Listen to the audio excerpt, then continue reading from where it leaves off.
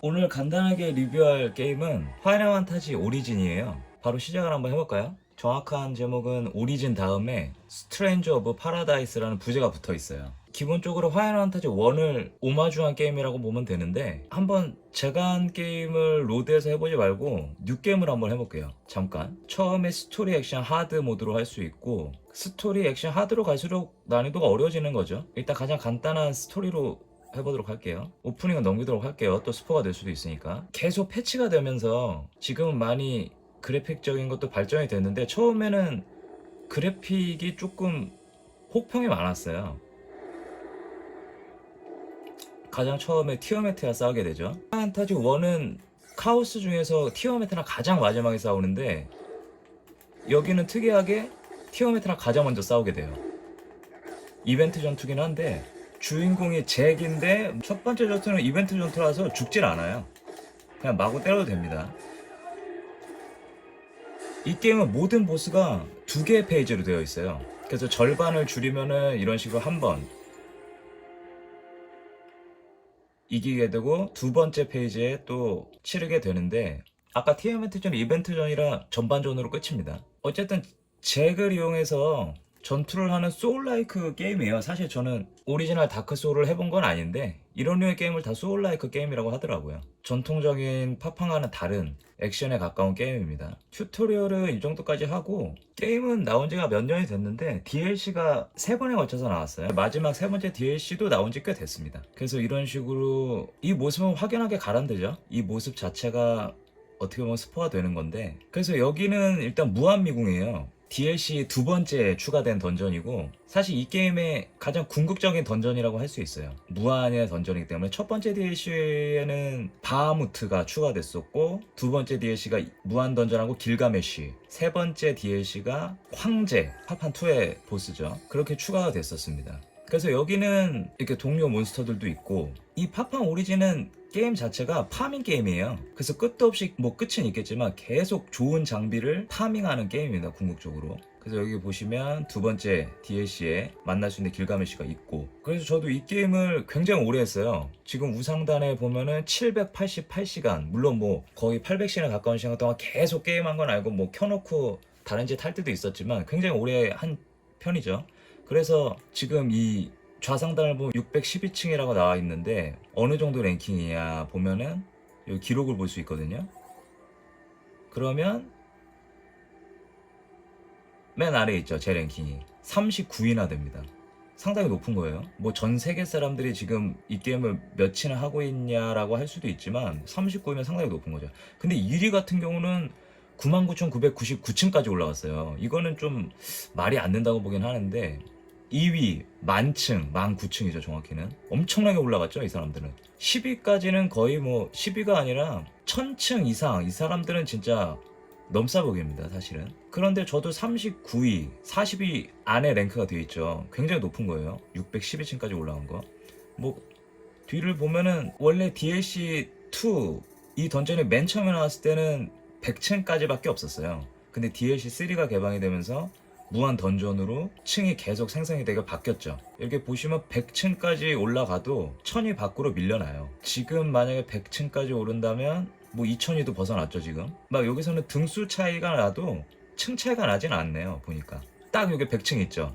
100층 올라가신 분이 있는데, 이분이 2985위예요. 그러니까 저도 사실 굉장히 랭킹이 높은 거고, 제 위에 분들은 뭐 말할 수도 없죠. 그래서 어쨌든 제가 계속 이 무한층을 오르면서 파밍을 했는데, 사실은 그럼에도 불구하고 이 잭을 극한까지 강화는 못 시켰어요. 근데 이쯤에서 그만했다고 느낀 게 뭐냐 하면, 이 배틀 세팅을 보면은 제 세팅이 나오는데, 지금 이 무한 던전은 사실 약간 버프가 걸려요. 아까 보시면 알 수 있듯이 이 던전 내에 있는 동료 몬스터들로부터 버프가 걸리기 때문에 지금 힘이, 우측을 보면 힘이 1313으로 돼 있는데, 여기를 보지 말고 밖에 나가서 볼게요. 이 던전을 밖으로 나가면 진짜 리얼 능력치를 볼 수 있거든요. 그래서 월드 웹으로 나가 리얼한 능력치들을 볼 수 있어요. 그럼 다시 배틀 세팅으로 들어가면 힘이 1181로 확 깎였죠. 이게 리얼 능력치라고 볼 수 있는데, 그래서 제가 왜 여기서 이 오리진을 그만두려고 하냐, 일단 힘을 극한까지 키운 거예요. 저게 이 파밍 요소가 뭐냐 하면은, 이 무기를 보면은 저 부가되는 능력치들이 있어요. 지금 보시면 참철검이 주는 데미지, 참철검 소비 MP,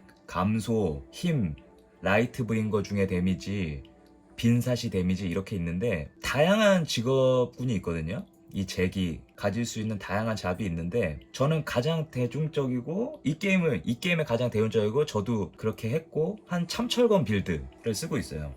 뭐 참철검은 파파 시리즈 중에 유명한 어빌리티죠. 소환수 오딘하고 관계된 가장 쉽게 고 데미지를 낼 수 있는 빌드예요. 그래서 이런 참철검 관련 뭐 데미지, 소비 MP 이런 게 달려 있는 거고 어쨌든 저거를 사실은 다 왼쪽에 보시면 지금 참철검 주는 데미지는 10, 참철검 소비 MP는 8, 그 나머지 힘 10, 라이트 브링거 10, 빈사시 9 이렇게 되어 있는데 사실은 이걸 다 10으로 맞춰야 궁극적으로 강화를 시킨 거거든요. 잭을 끝까지. 근데 저는 사실 저 힘 이것만 10으로 맞추기 위해서 계속 파밍을 했었던 거고 최근에 모든 장비를 10으로 맞춰서 힘 10으로 맞춰서 이 게임은 이제 이 정도로 해도 되겠다라고 느껴서 졸업을 하려는 겁니다. 무기 기간트 X를 보면은 힘 10이 돼 있죠.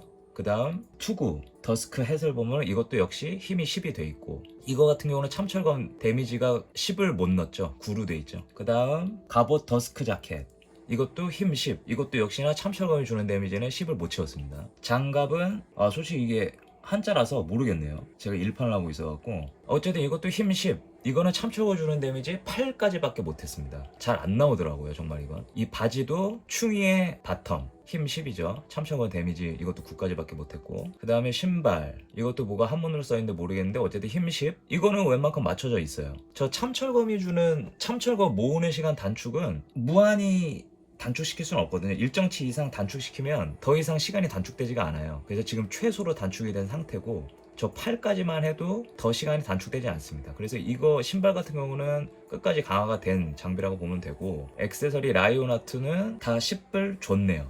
힘 10을 위시해서 뭐 상태 이상 내성, 행운, 드롭률 업 어쨌든 이 게임은 파밍 게임이기 때문에 잭의 파워와 직결되는 힘이 물론 당연히 중요하지만 저는 행운 그리고 드롭률 업 이런 아이템 파밍 요소에 관계된 능력치도 굉장히 중요합니다. 근데 이게 보시면 아시겠지만 능력치가 하얀색으로 지금은 도배가 되어 있는데 하얀색, 검은색 두 가지로 나뉘어요. 이렇게 하면은 사실 리뷰 치고는 너무 깊숙이 얘기를 하게 되는 건데 그래서 모자 같은 거, 투구 같은 거로 보면은 지금 제가 끼고 있는 더스크햇은 90, 10, 10, 10이지만 이렇게 검은색으로 하면 10, 9, 9, 9, 10, 10, 10도 있어요. 이렇게 하면 참철검 주는 데미지도 10으로 맞춰준 건데 검은색이랑 하얀색이 섞이면은 또 능력치 몰아주기가 어려워요. 사실 이거는 좀 이 게임을 그래도 깊숙이 하신 분들은 다 아실 텐데 어쨌든 간단하게 하면 색깔을 하나로 통일시키는 게 가장 좋습니다.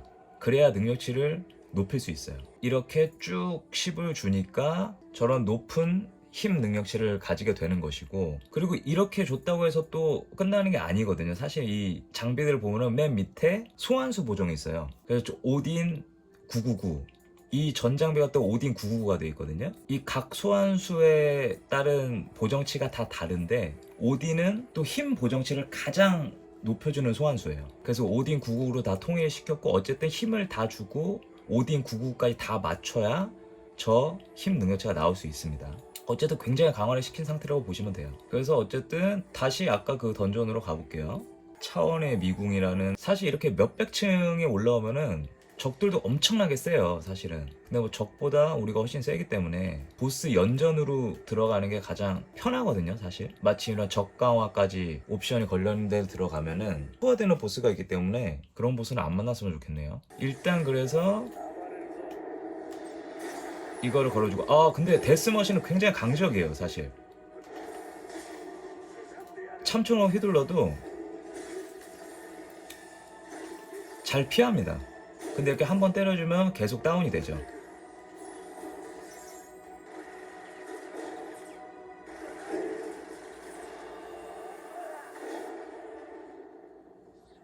데스머신도 DLC2에서 추가된 보스거든요.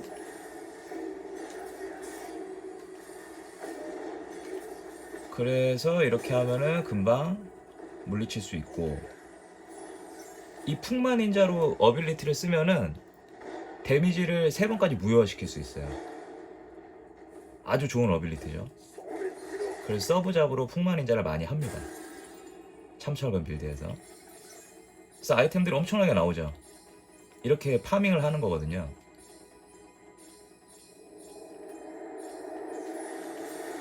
그 다음 DLC 1에서 추가된 바하무트가 나오네요.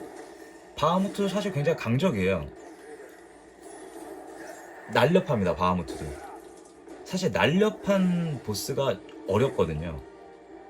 크기가 크고 둔한 보스가 쉽고. 하지만 바하무트도 상대가 안 되죠.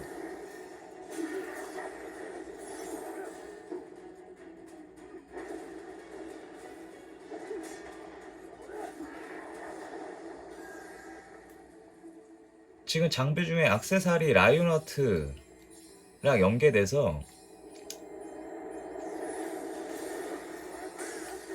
이 라이트 브링거 상태거든요. 사실 지금 잭이 라이트 브링거도 어빌리티 중에 하나인데, 그래서 라이온하트를 끼고 라이트 브링거를 쓰면 사실 무적이에요. 사기죠. 물론 계속 데미지를 받으면 지금 저 하단에 게이지가 다 달아서 또 라이트 브링거가 풀리기도 하는데, 또 풀릴 때도 자주 있습니다. 의외로. 그래서 방금 보스는 비케였고, 키마이라 파판 단골 몬스터 중에 하나죠.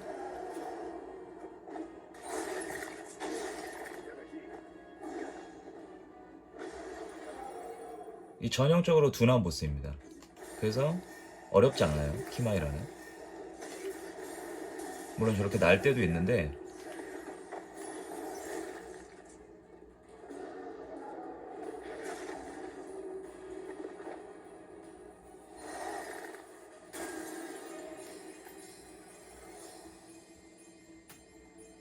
진짜 파판을 하다 보니까 가란드를 주인공으로 하는 게임이 나오기도 하네요.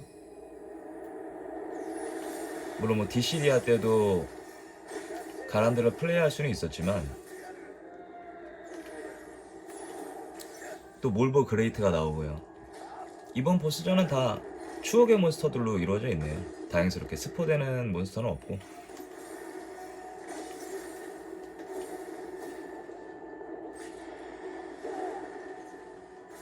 몰볼은 스테이터스 이상을 주로 공격하는 보스인데,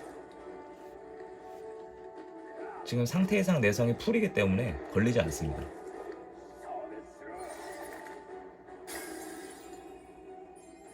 그래서 5연전 보스전을 이렇게 다 끝마치게 됐고요.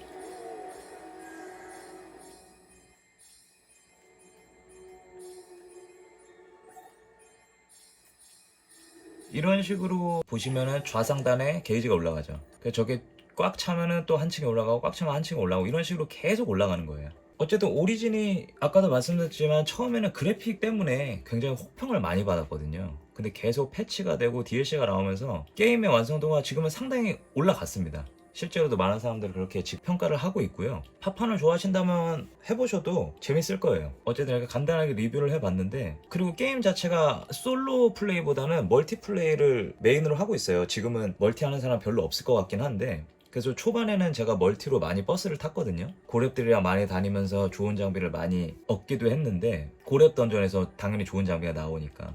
어쨌든 지금은 뭐 그럴 필요가 없었으니까 솔로로 플레이하고 있고, 지금은 멀티하는 사람이 사실 별로 없을 거예요. 그래서 솔로로 거의 해야 될 것 같긴 한데, 어쨌든 솔로로 해도 충분히 재미있는 게임이라고 저는 생각해요. 그래픽도 많이 깔끔해졌고 지금. 예, 여기서 그럼 간략하게 리뷰를 마칠게요. 감사합니다.